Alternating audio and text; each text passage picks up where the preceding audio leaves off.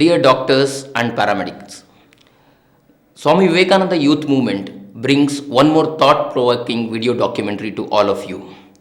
This documentary has been well researched and produced by two senior journalists, KG Vasuki and Maya Jaideep. This deals with gender, migration, and health issues. We hope this would guide all of us through the set pattern of various societal values while understanding the root cause of the problem.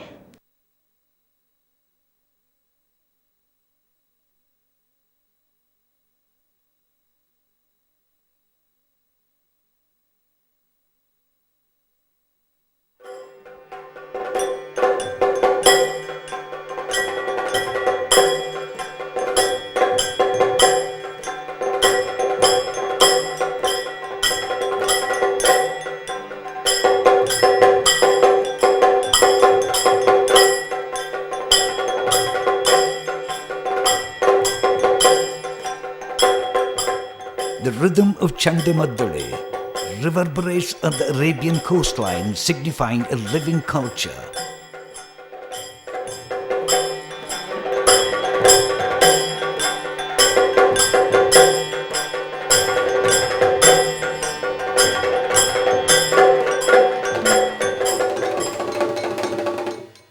The daily Yakshagana, unfazed by changes, has been an inevitable part of the lives of the people.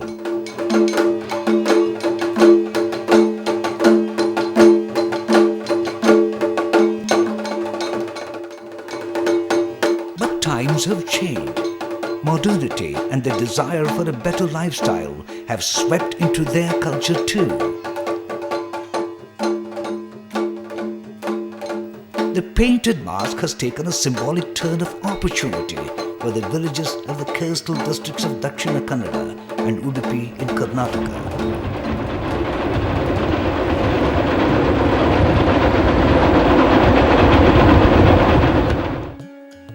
Better opportunities, better money, and a better living lures them away from the traditional setup to migrate to big cities like Mumbai.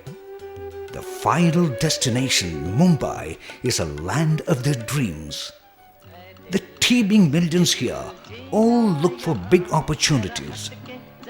This opportunity drew them to Mumbai long back to set up small chains of restaurants. Our small town boy is also a part of this process. He takes up a job as a mani, a waiter in one of these Udupi hotels. He grows up among his peers, missing his identity in his desire to fulfill his Mumbai dreams. His flight of fantasy in Mumbai also means kindling his youthful desires.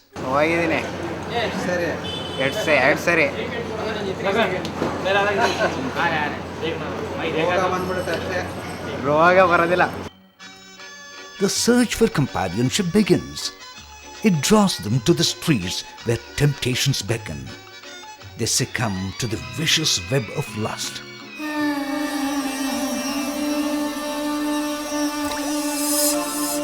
The story doesn't stop here. In the process of fulfilling his youthful desires, he becomes a victim of HIV/AIDS. For him, Mumbai has turned out to be a nightmare. He is sent back home by his employer with some money as compensation. He returns home with a time bomb ticking in his belly. The sea is not music to his ears anymore.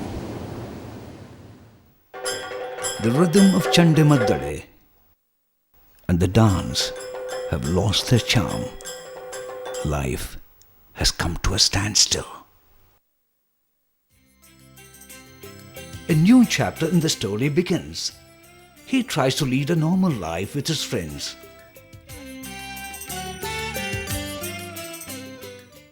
He gets married. He has children without knowing he would be infecting them. They have also become victims of this unmindful act. ನಾನು ಬಾಂಬೆಯಲ್ಲಿ ಎರಡೂವರೆ ವರ್ಷ ಇದ್ದೆ. ಹೋಟ್ಲಲ್ಲಿ ಕೆಲಸ ಮಾಡಿ ಇದು cooking ಕೆಲಸ ಮಾಡ್ತೇನೆ. ಇವಾಗ ಊರಿಗೆ ಬಂದು ಒಂದು 8 ವರ್ಷ ಆಗ್ಬೋದು ಅಲ್ಲಿ ಬಿಟ್ಟು. ಒಂದು 2 ವರ್ಷದ ನಂತರ ನನಗೆ ಮತ್ತು ಈ ಟಿ ಬಿ ಮತ್ತು ಈ ಥರ ಬಂದ ಮೇಲೆ ಇದು ಅಂತ ಗೊತ್ತಾಗಿದೆ, HIV ಅಂತ ಗೊತ್ತಾಗಿದೆ ನನಗೆ ಈ 2 ವರ್ಷ ಬಂದು. ನಾವು ಹೋಗುವಾಗ ಅಂದರೆ 10 ವರ್ಷ ಆಯಿತು, 1 ಸಲ 2 ಸಲ ಏನೋ ಹೋಗಿದ್ದೀನಿ ಅಷ್ಟೇ.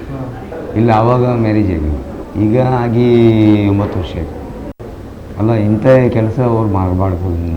ಇನ್ನೂ ಒಂದು ನನ್ನ ಕಂಡು ಮಾಡ್ತಾರೆ ಸಾಕಷ್ಟು. ಕೂಲಿ ಕೆಲಸ ಮಾಡ್ತೀವಿ, ಹೊಟ್ಟೆ ಬಾಡಿಗೆಗೋಸ್ಕರ ಇದು.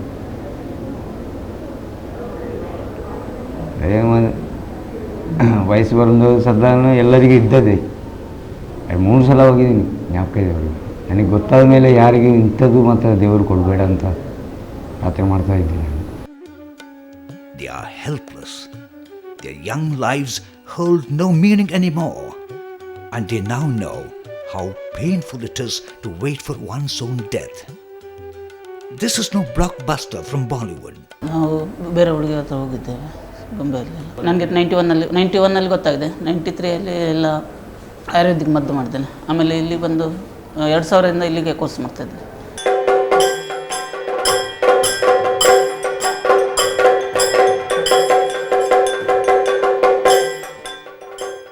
Even though this trend is common, migration has taken its toll.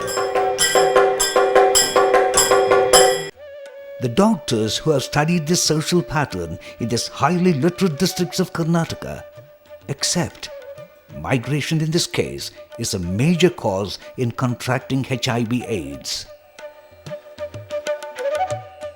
Most of the patients who had HIV in the beginning was people who had been to Bombay and have come back. Earlier, what we used to see was people who are working in Bombay, they come back and without knowing that they are HIV positive, they get married.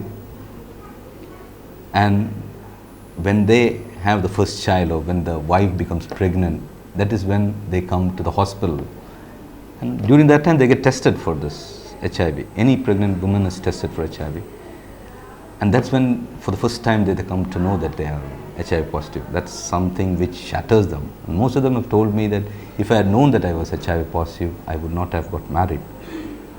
This is something which regularly we get the information from them. But migrant population has definitely produced the effect of impact of HIV in Mangalore, in Dakshin Kannada.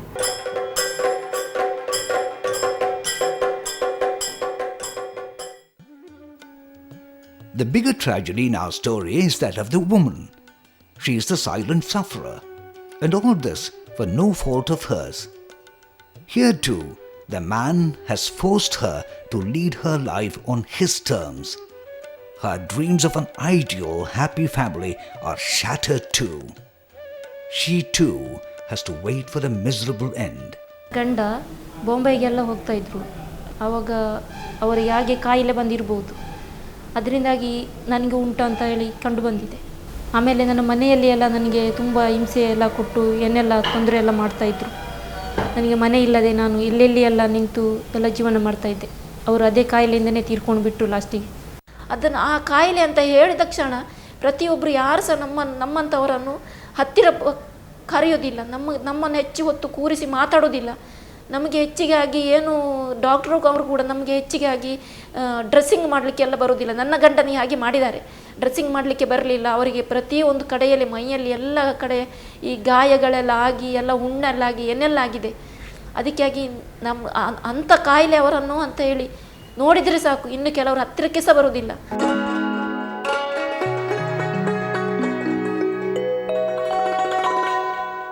Social activists correlate this trend of migration to gender bias in contracting this dreaded disease. Very often what happens is these young men usually don't tell their wives that they have this, they are infected, and they manage to keep this whole thing secret to themselves. So we are seeing the husbands and then their wives getting infected, and we see the children getting infected, and then these husbands are taken care of in a very devoted way by these wives, these young women. The man's family is also entertaining the wife till he dies, because they need the woman to take care of their son.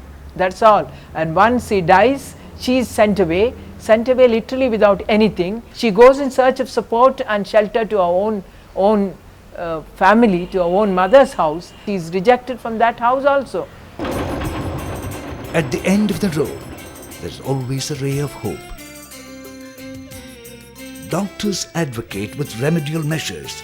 An AIDS victim can still lead a normal life. HIV, people have got a belief that doesn't have any treatment. HIV has got treatment. Specific treatments are available for the patient. Only thing is they should be able to take it regularly, and I won't say it is very expensive. Now quite a lot of places government has started giving it free also, but most of the time a person who works can earn sufficient amount of money to make sure that the person can look after the family as well as take the medicine. I don't think it is that very expensive for the patient to survive on the medicine that is currently available in India.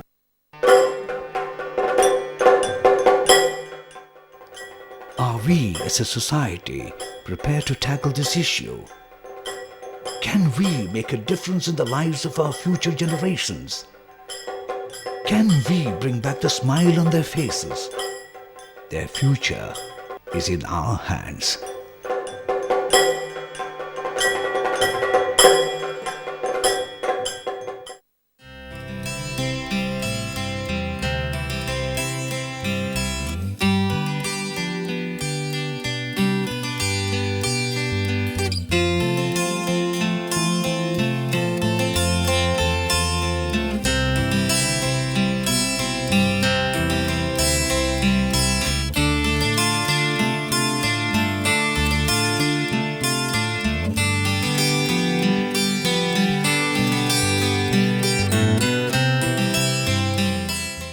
You have seen in this video documentary the influence of gender and migration on the HIV/AIDS epidemic in the country.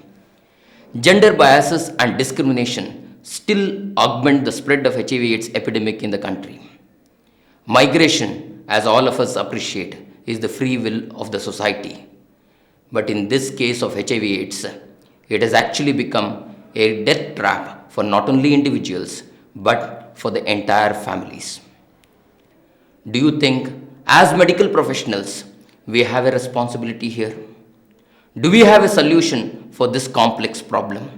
I earnestly hope that we will all start viewing this HIV/AIDS epidemic in its new dimension.